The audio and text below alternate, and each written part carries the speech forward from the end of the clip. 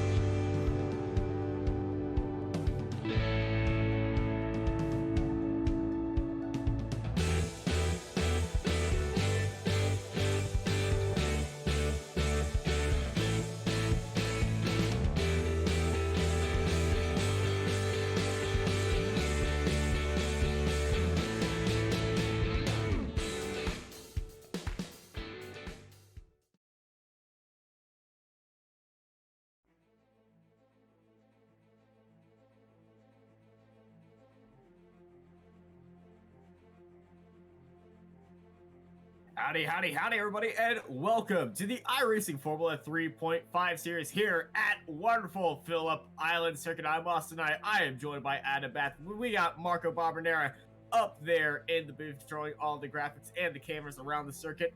Adam, how are you doing? I'm good, thank you, Austin. How are you? I am doing just fantastic. It's been a great day. It's been a great week, and let's end out a great Saturday with some awesome Formula 3.5 racing. Definitely, yeah. It looks like the qualifying session's just coming to an end, and just looking at the nationalities that we've got represented in this field today, we've pretty much got every single corner of the globe represented. And Phillip Island, great circuit, lots of tight and twisty corners, plus a few quick ones too. So it's going to be a really tough test for these drivers across the next hour or so that we've got coming up for you on the esports network. I'm looking forward to it. Yeah, after last week, it was a very fun race we had at Indianapolis Road Course. We go from North America all the way to the southern tip of Australia, and Tim Dalal makes his return back onto the grid, and currently he's sitting at pole position in front of the field where we usually are used to seeing him. Yeah, and it's a pretty good qualifying lap from him as well on his return. Of course, we do expect that, as I'm just looking at the I ratings, he has got the highest I rating in the field, just tipping Paul Ilbrink on that one. But yeah, time of 1:14.83. It is a very quick lap around here. Track 4.41 kilometers, as you can see on your screen. But it is probably one of the quicker circuits that we go to and one of the shorter laps. And after that, it's just less than a tenth of a second between Tim and Dominic in second. So very close at the front row. And hopefully we will see that carry over into the race, which is going to be starting in a moment, because the gridding process is taking place now, and I can run you through the grid. Tim Dalal starting on the pole, Dominic Gadamea in second, and Paul Ilbrink third, Edward Zamborski in fourth, just half a tenth behind, and it's Steve Honan, then Reinaldo Augusto, Rob Boer then seventh, Alexei Sirotkin in eighth, Omar Baha 9th, Rob Crouch in 10th for the Aussie. His compatriot Greg Olsen 11th. 12th is Samuel Augsburger. And then 13th, Josh Stewart. Then Ian Keeman, Jorge Lopez Expósito. Then Stephen Chandel. Then Cedric Bill. Benjamin Zoko in 18th. 19th, Timo Escola. Thomas Knoll in 20th. And in the last the back row of the grid, Alessandro Roccatello and Patrick Latuve, Austin. Yeah, Patrick Latuve at the very back of the grid. That's actually a very interesting time we're seeing from him. But all eyes are at the front of the grid. Tim Dalal and Dominic Gadamer, first and second, leading off the grid as we're now waiting for those wonderful 5 red lights to start up. Everybody place your bets, see what's about to go down here on the iRacing Formula 3.5 Championship, about to kick underway here at Phillip Island.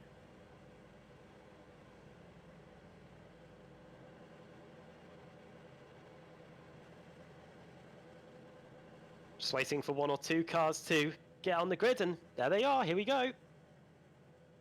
See the lights coming up on the screen. The wheels are spinning up. 1, 2, 3, 4, 5 red lights, and away they go here at Phillip Island.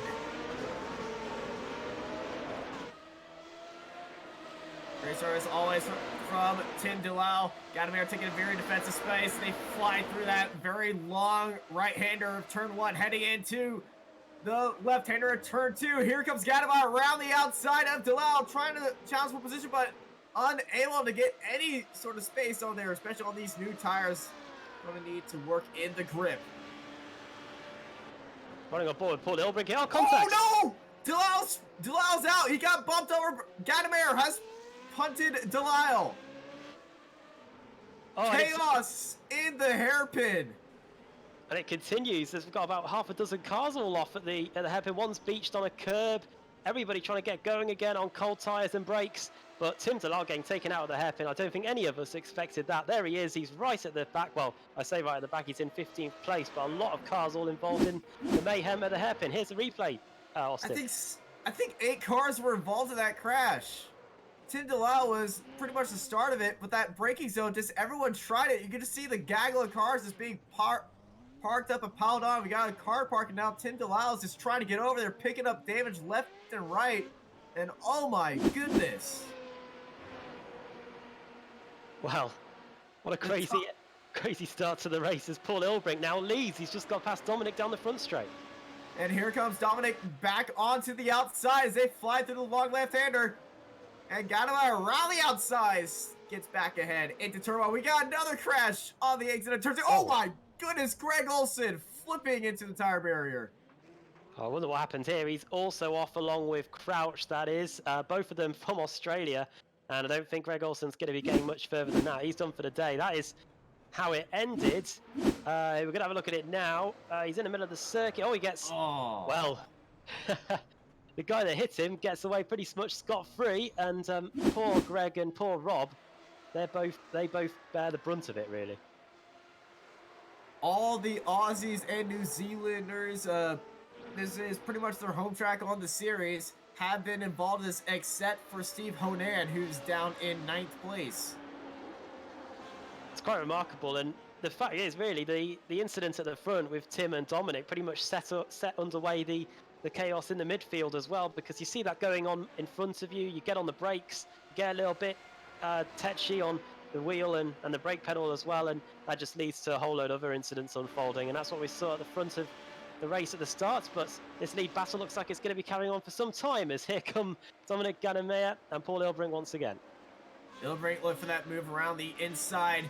It's right on board with him as he tries to chase down Gadamer, heading in to the hairpin. Be a lot more cleaner than lap 1. A little bit of lock from Gadamer. The battle up front in the top 9 cars, it's looking very closer than the rest of the field, as the rest of the field is just stumbling their way around the track and probably heading into the pits. As this is Joshua Stewart. Just goes off track, locks it up, and I think he's retired right from there. Lil Vet and Dalal having a good old battle. But yeah, Delisle's on the comeback trail, isn't he, really? That's him getting past the Frenchman, and he's back up into 10th place. Back with the leaders, though. They're coming through the final corner now and onto the front straight. You'd think this was a 5-lap sprint. It's actually a 29-lap race. And we're just about to start lap 4. But here comes Paul Ilbrink. He's in the slipstream. He's got the toe. And he's giving Dominic plenty of space going into the first corner. And he's regained the lead. Great spot to use to get that overtake on the straight. Escola is heading into the pit lane. Battle for 4th between Borer and Augusto. These two have been very close, and the top 5 have started to pull away from the rest of the field as DRS is being used right there from Gadamar, as Ilbrink holding down the inside in the braking zone, and he's going to hold it off for P1. Well, it looked like he had the lead relatively comfortably after turn 1, but that short straight through the left-hand kink at Stoner to the hairpin at MG, and Dominic was able to get right onto the back of the Radicals car, but he just wasn't able to get the move done here. You can see how beneficial it is when you've got a car in front of you in these Formula 3.5 cars. This hairpin here is very difficult to get a move done because it is so tight, and it's downhill too.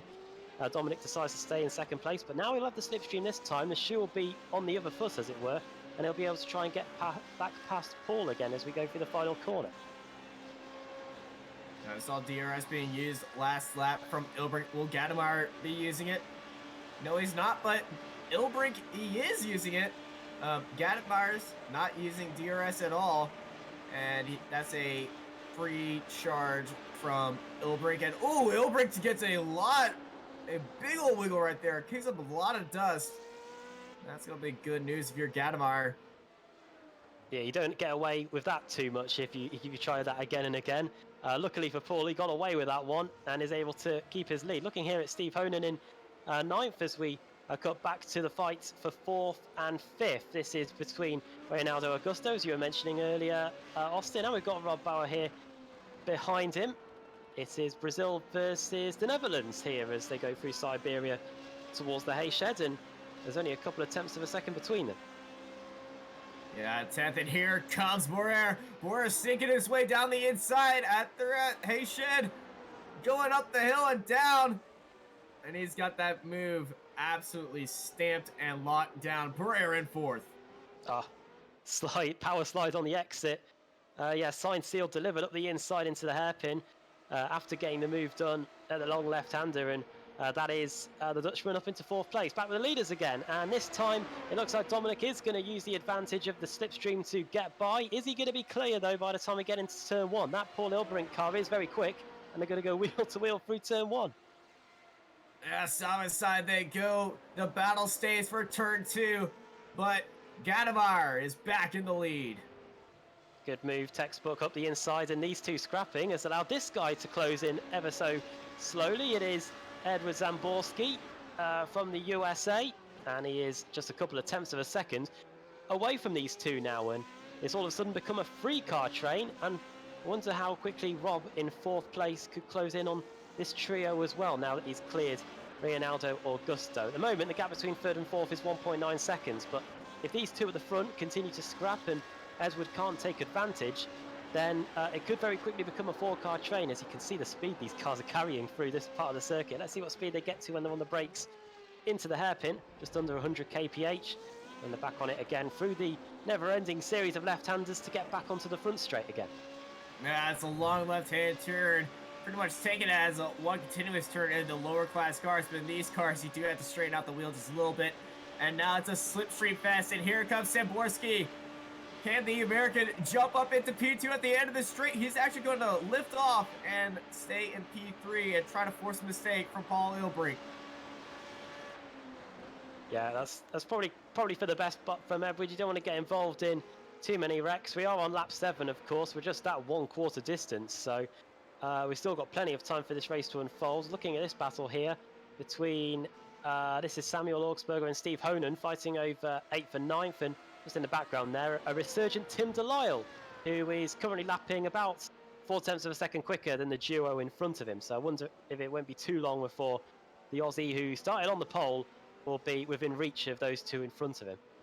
Yeah, Tim doesn't really have that much damage because all that he got pushed off the back end, so he wasn't hitting with other cars. He was parked off in the grass. There was a little small tap of another car as he was making his way, but it was so small it didn't give him any damage. So Tim really has a clean car. Just he's going to be seeing red mist, and it's going to be a recovery drive for him. Well, look at the graphic there. It shows you that that's proof that he hasn't picked up any damage. He's lapping on some laps quicker than the guys at the front. Indeed, and we're riding on board with Samborski. Yeah, sorry, Austin, take it away. Samborski all up in the draft once more, not putting the fight up to Ilbrink, but getting right on his bumper and just dancing on that gearbox, trying to make Ilbrink nervous, which is very hard to do, I must say. He must have the patience of a saint, I reckon, Edward, because of course you get in the slipstream off the car in front, you've got the opportunity to pull alongside, but he's just hanging back for now. I did say that Tim Dalal would be right with these guys. He's right with them now, and he's up the inside of Steve, and he's through. Great move on the brakes. Set the fastest lap of the race on the previous lap as well, a 1:15.7. That was the best part of half a second quicker than Dominic at the front of the field. You can see the lap times there. Those are the best lap times set by all the drivers in this one. And even Dominic Gadamaya's best lap of the race is slower than Tim Dalal. Only 2 drivers were in the 1:15s at coming up to 8 laps. Gadamaya and Tim Dalal. Insane, and Dalal making it up another move on the back of Osberger. And here comes Dalal down the straight, and here he goes. Up into P8 now. Well, I think if you ask any racing driver, I think they would probably say they would enjoy a fight through the field more than just leading away at the front. And Tim is definitely getting that. This is a pretty tasty scrap. This is France v Canada as Patrick Altuve takes on Steve and Chantal. And you did mention, Austin, that you were surprised by the qualifying time that Patrick did, because he did start at the back, but he's showing his race pace. He's gained 11 spots and is the biggest mover in the field by quite some margin here. Yeah, we usually see Little Vet qualify much higher. I was surprised to see him at the very end of the field. I don't know how his qualifying laps went. He didn't really give us a hint in text chat or anything. There may have been a mistake. He may have gone wide or off track, pushed it just a little bit too much. Or is it as Gadamaya's around? Now that is just after the hairpin at the bottom of the hill. So I wonder what happened here to cause this. And it looks like he's got too much damage to continue, I reckon. He's done. He's out. Gadamaya, fastest man on track in that leading 3, started to pull away. And this is just a forced mistake on his own. Just a little bit too happy on the throttle on the exit. And Samborski gets into him. Did Samborski pick up terminal damage? You can see that it ripped the rear end off the back of that off the back of that Formula 3.5 car. Fortunately for Edward, it looks like he's carried on without any damage whatsoever. So now at the front is Paul Ilbrink and Samborski, but we don't know if Samborski suffered any type of damage from there. It net-coded damage onto Gadamaya and ended his race. That's the price you pay, isn't it, in these single seaters? If you pick up a bit of damage like that, then it often results in your retirement from the race. And what drama at the front! It looked like until he spun Dominic, he was starting to extend his lead a little bit at the front, but well, that's a distant memory, and he's now out of the race. It's Paul Ilbrink that now leads by 1.3 seconds, and there's a fight on for 4th and 5th as Alexei Sirotkin is now up into P4 past Leonardo Augusto, who's dropping back a little bit. He's back down to 5th. Sirotkin got the move going around the left-hander, but here comes Augusto fighting back with DRS, and he's going to fly past Sirotkin for 4th place, but Sirotkin putting up a good fight. Going to surrender that right there and going to stay in P5. Well, what great racing we've seen today at Phillip Island. These very quick straights allow for the slipstreaming to take place, and we're on to another of those straights right now. Let's see if Sirotkin can get back by into 4th place. He's on the outside here going into the hairpin. The Brazilian you would expect would defend the inside. Has he gone too deep into the hairpin? He misses the apex by just a little bit. but that is fine for Augusto, and he's able to keep his 4th place for the time being as we look back from the Central Eastern European driver of Sirotkin and see a few cars not too far away. Tim Dalal isn't too far away from him either. He'll be there soon as Augsburger and Honan continue their scrap over 8th and 9th. The Augsburger looking hungry for a charge. Going to try to make a move on Honan in this braking zone or save it for the straight. But he's got Honan in his eyes.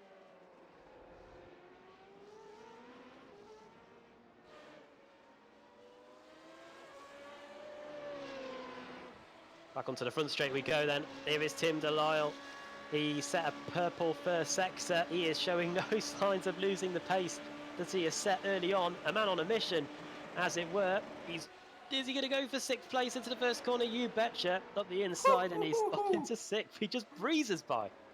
What a move by Tim Dalal. It's a very tough spot to make an overtake right there, especially since the racing line is just so narrow through there. And he just has the guts to just send it right in there. What a move by Tim. Definitely a great comeback story.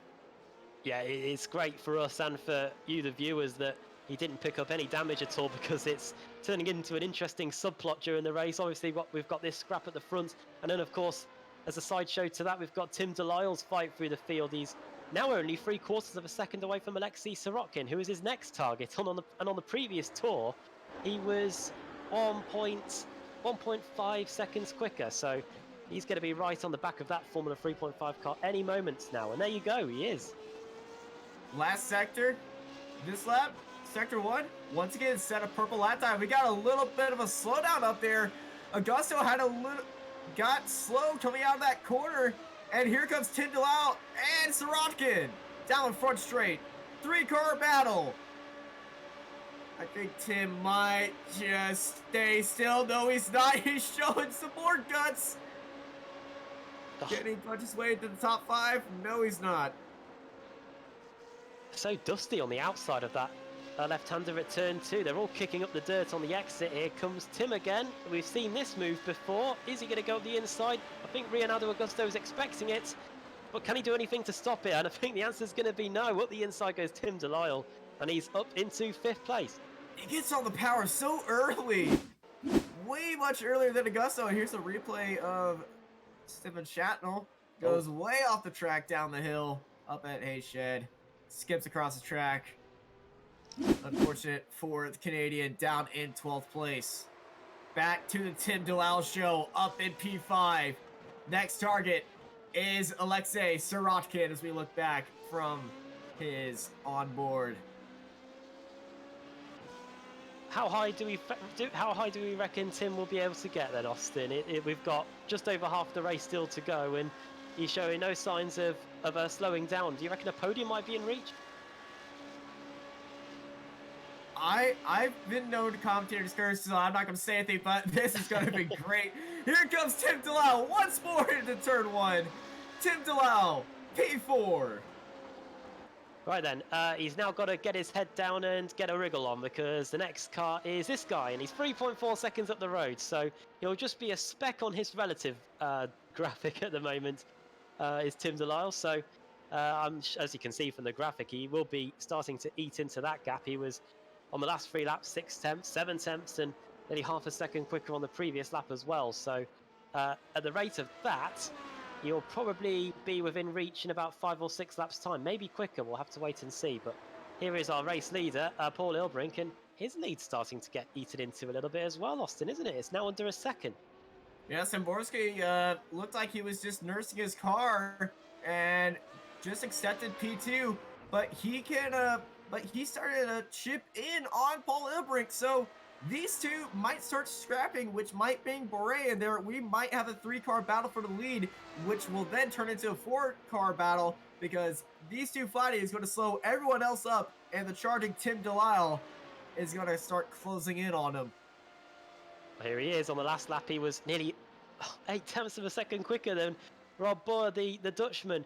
He's going to have Tim Dalal on his rear wing very soon indeed, and some of you on the YouTube channel are even calling Tim Dalal to win this race. Well, we are just past the halfway mark, and Tim Dalal is almost in the same shot as Paul Ilbrink, who's going through the Honda hairpin there. He has stretched the lead back up to a second, but all bets are off, I reckon, at the moment. Tim Dalal is going at that quicker pace. The top three were all in the 116s. Tim Dalal is still lapping in the 115s, and is the only driver to be lapping in the 115s right now. If Tim Dalal wins this, I'm doing the shoey. I reckon it warrants a shoey. I reckon if he's able to win. Have you ever done one though, Austin? That is the question. No, I never have. That's why I've always regretted. I saw it. I'm like, I'll never do that. But if I do see that, I will do that. Well, there we go. Onto the front straight. About to start lap 16. Ilbrink comes across the line. You can see how the gap has progressed. It was 8.7 seconds a couple of laps ago. It's now down 6.9, and on this lap it is down to 6.6. So within the space of 5 laps, the gap has been reduced by 2 seconds. It may be a long shot for Tim Dalal to win this one, because Paul Ilbrink is a very, very quick pedaler in these Formula 3.5s, but a podium is certainly within reach, and Tim Dalal is now 1.4 seconds away from Rob Boyer here. Last time around he was 1.4 seconds quicker, and another purple first sector as well. How much faster can Tim go in that first sector? I think he's getting helped by the draft a little bit from Boyer as he's just going through. Well, Dennis Christensen on the YouTube chat saying he makes driving this car look so easy, and he's right. Yeah, Augusto and Sorotka are having trouble holding up with him. Fight for 5th then.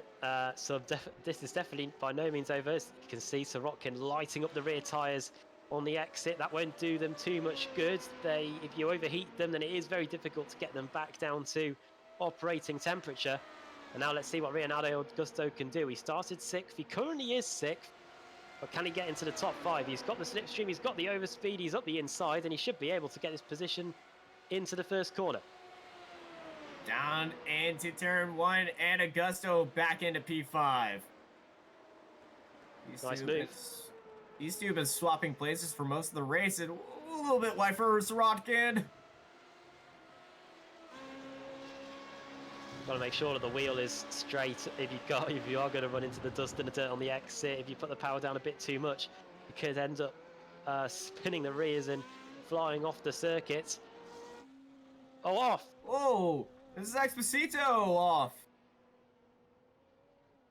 Now that is down at the exit of turn 2, so he is going to be getting back onto the circuit. He will lose 1 place, I'm going to expect. Oh, tank slapper there. The wheels spun out of his hands, and fortunately for him, there was a big gravel trap there, so he was able to get back on without hitting anything. Back to the battle for 5th place between Sorokin and Augusto. So many entertaining battles around this track that wherever you look, there's a battle happening. There's something. It's definitely not a boring race like we had last week. Entertaining race. This week, even more entertaining race. Yeah, 2020 is serving up some quite good races so far. Long may it continue. Let's go to 2021. Yeah, keep it going every week. We don't want this to stop, that's for sure. Let's just keep it going for the whole decade, the whole 20s. Roaring 20s. I like that. I like that. Also, what I like, Tim Dalal. He's on the back of Rob Boyer. He's getting there, isn't he? It's 1.1 seconds, the gap between them. He'll be starting to pick up the slipstream as well now. He hasn't been able to gain too much on the car in 3rd on the previous 2 laps, that's for sure. It's just a couple of attempts each lap. But he's getting affected by dirty air. Of course, so yeah. His lap times are falling, but the lap that he had in clean air, 14 and 15, just look at those time deltas. 8/10 of 1.4 seconds. And then he's just slowly inching his way back up there. And car off, that's Steve Honan. Now, what's happened to cause this? This is the exit. Oh, well. Ooh, Very just similar like we saw yeah, Gap Redondo. Yeah. obviously it's a pretty difficult. Obviously it's downhill, and then you've got to get on the power on the exit. Then there's a bit of an uphill on the exit, so no wonder they're struggling to get the power down. And fortunately for Honan, he didn't end up in the same fate that Dominic was, and that is with someone slamming into the side of him. So he's been able to carry on with no damage whatsoever. He remains in P9. Yeah, yeah, that was very unfortunate for Dominic Gademeyer and Samborski, who collected him. I don't see any damage on his car. Samborski is just driving his own race right now, dancing on the back of the leader. But this is the battle up on track. The store we are following this entire race ever since lap 1. Tim Dalal moving up the field. Can he make his way back into the podium from a disastrous start with 10 laps to go on the back of Rob Ward? It is definitely the fight for the bubbly, or the last spot on the podium anyway, as they come across the line. This time it was a 16, they were pretty much inseparable, just a 10th of a second in it. Tim Dalal was a 10th quicker than Rob. Look how much they run out wide there before going into turn 2. There's a lot of dust on there. It is very dusty offline, and the gap's hovering around 0.8 of a second as we have 9 laps to go at the end of this one.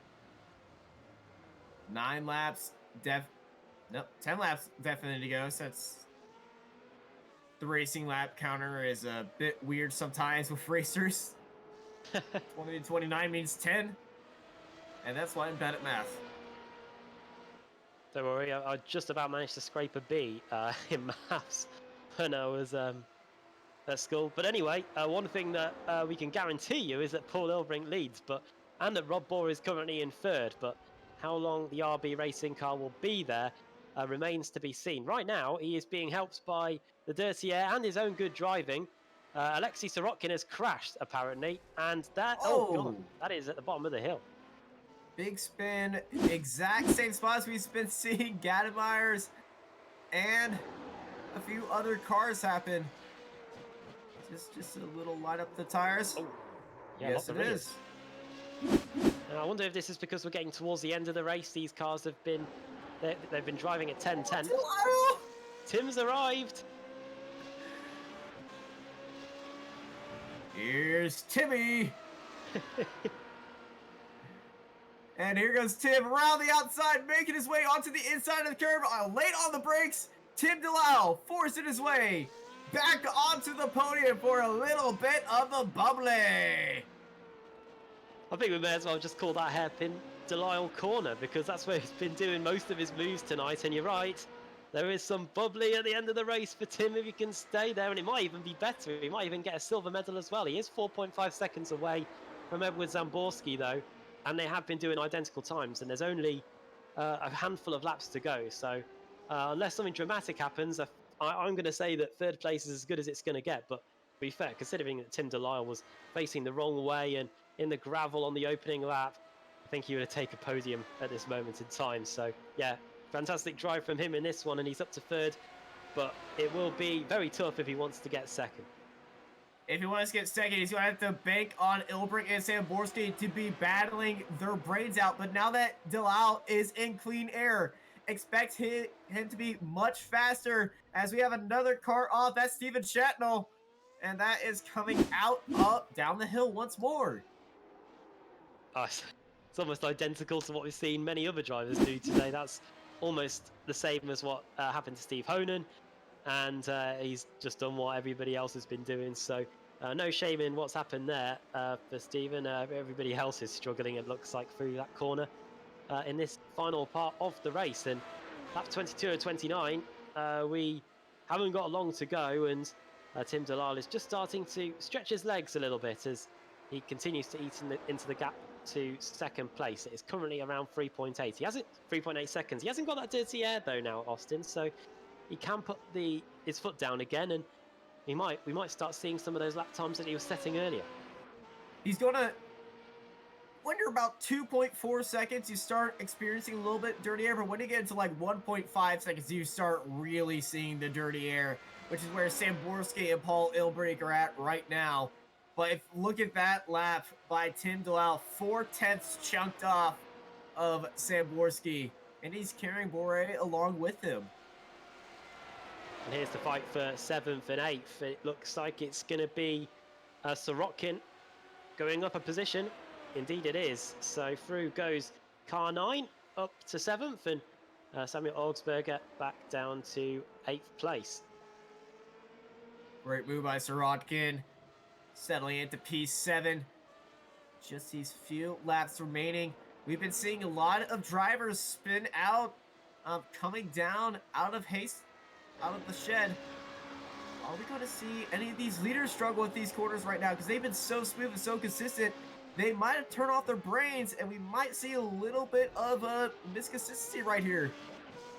Yeah, the smoothness is key, as I've said in other streams before. A few of you on the YouTube chat mentioning about how smooth Tim Dalal is in his driving. You can see here that Samborski is using very small movements with the wheel. That is key here. You can't afford to be too erratic, otherwise you're going to do what we've seen quite a few drivers do today, and that is spin off. As we look here at the fight for 3rd place again. And credit to Rob Bohr though, Austin, he's managed to stick around with Tim Dalal, and the gap is remaining around just under a second between these two. So he's ready to pounce if Tim were to make a mistake. As he's lost time. Yeah, the gap is now he's lost 6/10 to 2nd place on that lap. I wonder what happened. His tires may have gone off. He's been pushing through up the field, and now he's just on a defending spree.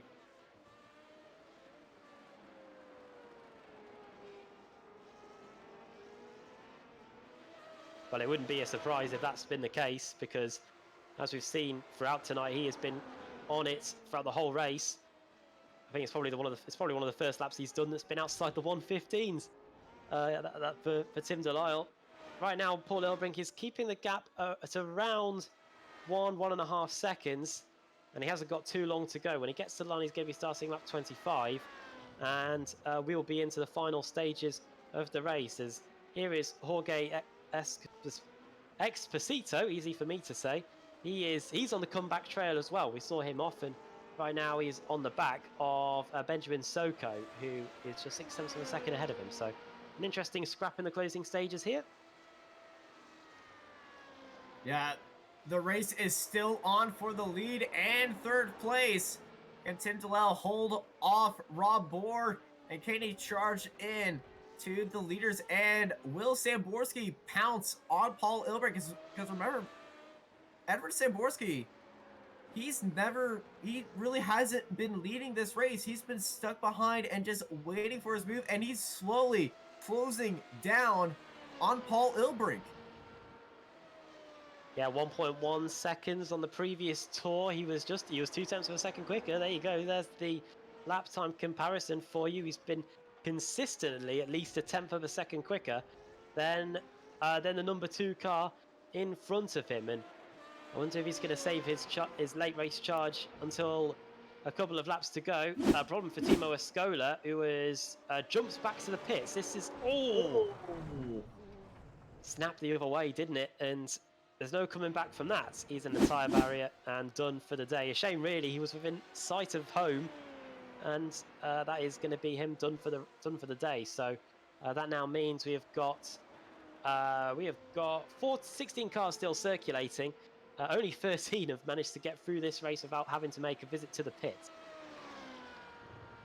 Yeah, earlier on this race, about 8 cars were not, I would say 8 or 9 cars were not involved in that opening lap crash, and those were the leaders. And then the rest were kind of car parked back in there. They all had these little small tussles with each other. But the 2 cars out front, Samborski and Paul Ilbrink, were in the middle of those cars that were clean. Tim Dalal was the car that kicked it all off after getting tapped in the back, so a great push by him. But Samborski is starting to push on Ilbrink. Speaking of pushing, Sko and Exposito, these two have been having a very hard race, very tough. They've had multiple visits off the track. Even if it is just the 3rd place for Tim Dalal, he has done exceptionally well, as many of you on the YouTube chat are saying. To get a podium finish from where he was on the first lap is still a remarkable achievement, and will give him some nice iRating bonuses as well. He will gain 20 iRating from finishing in P3, as you can see on the graphic on the left-hand side. The big person to benefit at the moment is the guy sat in second place, Edward Zamborski. He's set to gain 72 iRating if he finishes in second place. I wonder if he fancies a little bit more by trying to get by Paul Ilbrink in the closing stages. But we've got 3 laps to go now, and when we get to the line, we'll be starting the penultimate lap as well. So time is running out.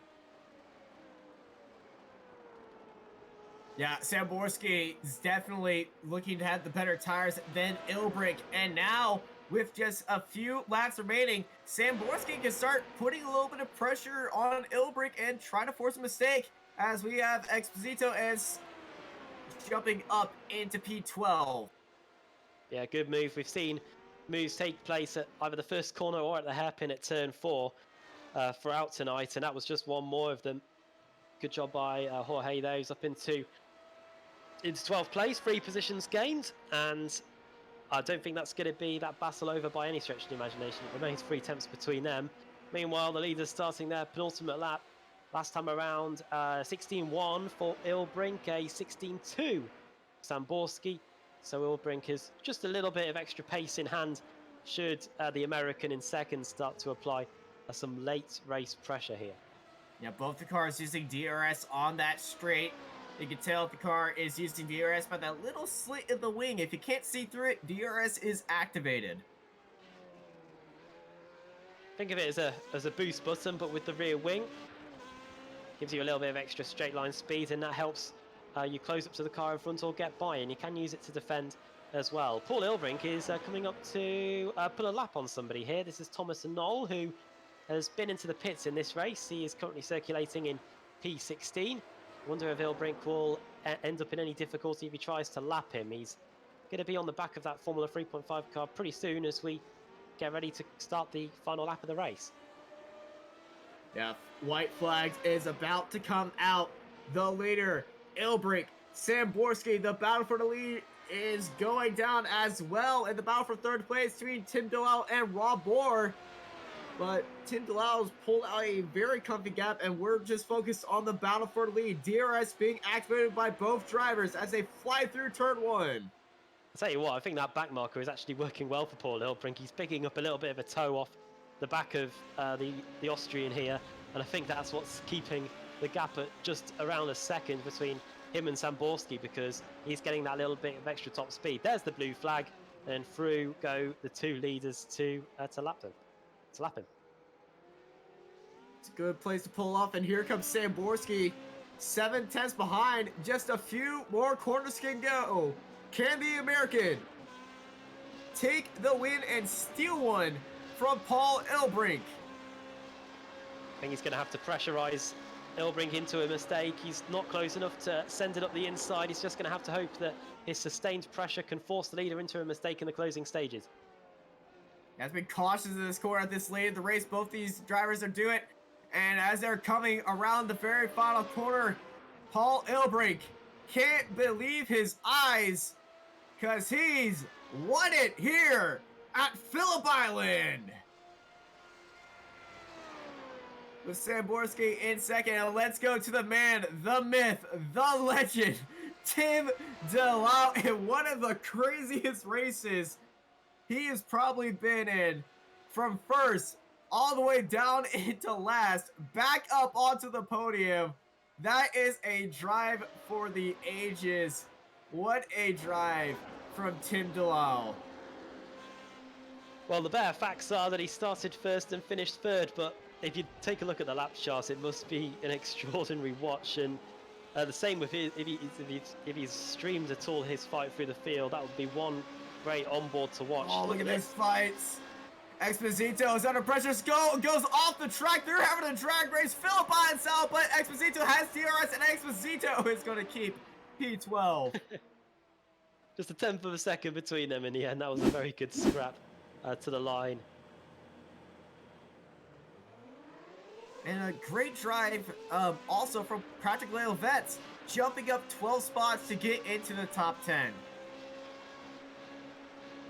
Well, what a fantastic race that was here at Phillip Island, must say. Paul Ilbrink, he was involved in a couple of scraps at the beginning. Dominic Gadamaya was starting to pull away at the front, but then that all flipped on its head when Dominic ended up spinning off, got a bit of contact as well from Zamborski. Zamborski would be able to carry on, but Ilbrink forged the path at the front, and then we had Tim Dalal fighting back through the field and getting on the podium, getting a bronze medal and getting a little bit of the bubbly as well. See how crazy this was. This opening lap right here in this hairpin, Dalal hairpin as we're now calling it, as we see Dalal get a little bit of a tap from Marcelo Roccatello. Just imagine with the new damage model on these cars, what that would have done. As let's take a look from Tim Dalal's perspective. And we're going to get an interview with these guys very shortly, as he just gets tapped right there. A little bit of damage you can see on his exhaust ports as it's kind of popped off. But let's talk with the winner of this race, ladies and gentlemen. Got to do the results first. Yes, let's do the results. I got ahead of myself. The race results on the screen then. Paul Ilbrink wins 0.8 of a second ahead of Edward Zamborski in the end. A podium for Tim Dalal. I don't think many people have expected that after what happened in the first corner, after those replays that we just watched there. Rob Borens in 4th place. 5th for Leonardo Augusto. He had a good scrap during the race. Omar Baha finishing in 6th place in the end. A good drive through the field there. Alexei Sirotkin in 7th. 8th for Samuel Augsberger. Steve Honan, we saw him go off a few times, but he was able to end up finishing in 9th in the end. And 10th for Patrick Lutuvet. Then Stefan Chantal in 11th. Then Jorge Exposito in 12th. 13th, just a couple of attempts behind, was Benjamin Soko. Then Ian Keeman in 14th. Rob Crouch in 15th. Thomas Knoll was lapped late on and finished in 16th. Timo Escola, the Finn, in 17th. There is Dominic Gadamaya, 18th place. He was leading as well. Had a relatively comfortable lead as well before the spin and the contact. There's Greg Olson. He finished 19th. Cedric Bill in 20th. Josh Stewart in 21st. And at the back, in 22nd place in the end, was the Italian Alessandro Roccatello.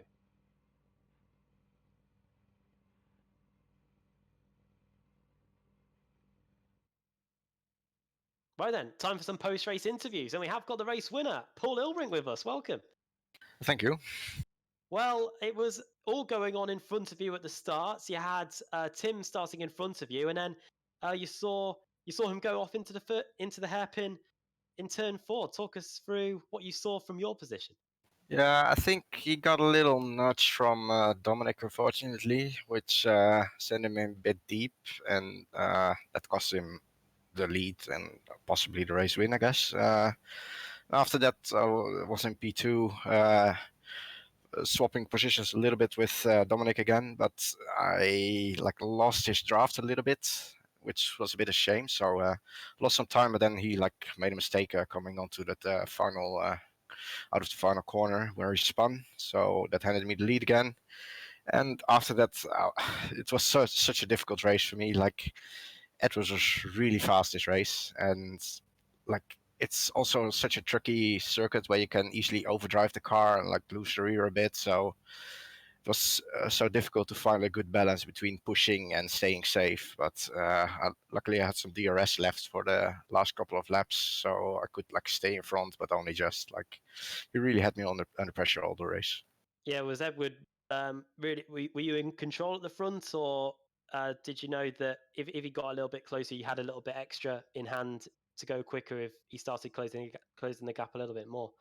Well, the gap was never really big, so I wouldn't say I was completely in control. I was just hoping that he didn't caught me earlier than he a couple laps before the end, because if he would get my proper drafts, I had to use DRS much earlier to defend, and that would have left me really vulnerable in the last couple of laps. But luckily, I had one DRS left for the last 5 laps, I think, or something. So it was just enough, but the race shouldn't have taken another 5 laps, because I would have gotten in serious problems then, I think. Were you given a little bit of help by the back marker in front of you? Was he giving you a little bit of slipstream as well to help keep you ahead? Not really. I think it was Thomas, and he just moved over before turn 4 to just not interfere with the race lead battle. So that was fine. It didn't help me anything, but it didn't really matter. Like, it's good like how it was. Next week, Nürburgring Grand Prix circuit, a bit more tarmac runoff areas there compared to here at Phillip Island. Looking forward to that one. Yeah, should be a good track. I don't think I've raced it in this car yet, but yeah, looking forward to it. Well, great. Well done today, Paul. Before we let you go, do you want to send a quick shout out to anyone? Sure. I want to thank all my teammates at Radicals Online and our partners and sponsors, Cranfield Simulation, Dual Real Timing, Armor Center, as the Sim Race Motive Podcast, Turn Racing, Sim Mortal, Six Sideways, and Pixel. Great. Rattled through that. And yeah, well done on the win today. Thoroughly deserved. And thanks for taking the time to come and speak to us. Hopefully we'll speak to you next week. Okay, thanks. That was Paul Ilbrink, the man who took P1. Let's bring in the man who took P2 because we're definitely getting the best for last right here. Ladies and gentlemen, Edward Simborski. How was that race, man? Oh my god, my heart hurts. I've never prayed so hard for the end of a race before. I just sat. I was like, "Come on, where's lap 29? Is it this lap? No. Is it this lap? No." uh, and I'll tell you what, when Dominic came back across the track that little bit, oh man, the look on my face must have been amazing. Too bad I didn't have a camera on me. I saw my life again. I think all of us in the commentary booth and the broadcasting booth all went like, what is happening, especially on lap 1. Take us through there on your experience after seeing Tim spin off the track. I was in disbelief. I almost missed the corner. I was watching it. Instead of focusing on what I was doing, I was like, did Tim really just spin? Then I'm thinking to myself, I'm like, it's not code. I was like, oh, corner, corner, corner. And then and then I saw Dominic and Paul were right in front of me, and I was like, wait a minute, I got a chance for a podium here. I was like, all right, all right, all right. Now's not the time to think about this. I actually made a mistake, and I lost like half a second. I was like, all right, you got to drive here, In the closing laps, I know you said that you were just praying for the win, praying for the end of the race. Were you ever thinking about charging up the track and trying to fight Paul for the win? If I could have made it up there without really endangering myself, doing anything crazy, I would have made a move probably on the last lap. Nothing crazy. I don't want to ruin anybody's race. Even if I was going for, the maiden win on a big split, I honestly was pretty much going as fast as I could. And I ticked away a little bit of time at the end, but it wasn't enough. I mean, maybe a tenth a lap. So even if I got up to him, I probably would have got the tires hot. But I mean, if you're there, you got to take the chance, right? All right. Well, thank you for that, and congrats on a well-earned P2. And before I let you go, anyone want to shout out? Shout out you guys for doing the broadcast. It's really fun. The rest of the drivers for putting on a good race. I heard there was a little bit of an incident. I'm gonna go back and watch. So hopefully people aren't too angry at each other over that. But other than that, it was good fun. All right. Thank you, Edward, and you have a great day. And now I think it's time for the interview that we all want. Adam, I think it's best if you introduce him. Well, yeah, let's get him up for quick words. Tim Dalal joins us in the commentary box for the for another interview. And Tim, wow, talk us through that one. I'm sure you thoroughly enjoyed that fight through the field. First of all, talk us through the contacts at the hairpin on the first lap. Yeah, so I thought I got a good start, and then just because the run to the first real corner, the sweeping left, is so long, Dominic was able to get in my slipstream, and we were pretty close going down that second straight, so I thought I'd just stick to the middle of the road and let him pick inside or outside and go from there. But I got hit from behind and spun, and I was sort of ready to be angry at Dominic, but I looked at the replay after the race, and it was just massive net codes. So yeah, I guess it's just one of those things. Were you quite happy not to? Were you quite fortunate not to pick up any damage in that situation, or is the car quite strong if you get rear end impacts at all? Or were you just helpful with the net? Was the net code lucky to you on that situation? Yeah, I don't know if it was the net code or what, but yeah, I kind of got spun around, and then there was another like 6 cars that collided in front of me, and I tried to navigate my way through there and got a little bit of wheel spin and tapped someone else. So apologies to them, but yeah, after that I had no damage whatsoever that I could feel. So from that stage, it was just like eyes forward and see what I can make of it. I know, obviously, it's great to lead from the front, but from where you were to fight back through the field and overtaking cars left, right, and centre, is that something that you enjoy? Yeah, I mean, obviously, I'd prefer to be at the front, but as far as an exciting race, yeah, it was one of the most fun races I've had. I was watching the gap. I was catching Paul and the guys at the front, but I don't know. I never really thought I had a chance to get all the way back to the lead, and sort of after I passed Rob, my rear tires just felt like they were gone. So from that point, it was just okay. Try to keep it smooth and stay where I am, I guess. Was it quite difficult to look after the rear tyres around here, because there are quite a lot of hard braking zones and then you've got to try and get the power down on the exit? Yeah, there's a lot of sort of slow corners where you really need to ease on the throttle on exit, especially that last sequence of corners. And yeah, I think just because I was pushing so hard to make all those overtakes, they got overheated or something, because I seem to be struggling in comparison to the others those last few laps. Next week then, Nürburgring Grand Prix circuit, a bit different to Phillip Island, but yeah, how do you see that one going? I really enjoy racing at Nürburgring. It is tricky to pass, but it's got a lot of corners. I enjoy those sort of mid to high speed, really high aero corners. So I'm looking forward to it a lot. Great, well done on the podium today. I'm sure it didn't look likely at the end of the first lap, but you were able to do it nonetheless. Before we let you go, do you want to send a quick shout out to anyone? Thanks just to the team, Positive Sim Racing and our partners, and you guys for keeping up the great coverage. No worries, and yeah, we thoroughly enjoyed watching your progress back through the field, and yeah, well done on getting on the podium in the end, Tim. And yeah, thanks for taking the time to come and speak to us. Thanks. I hope it was a good show.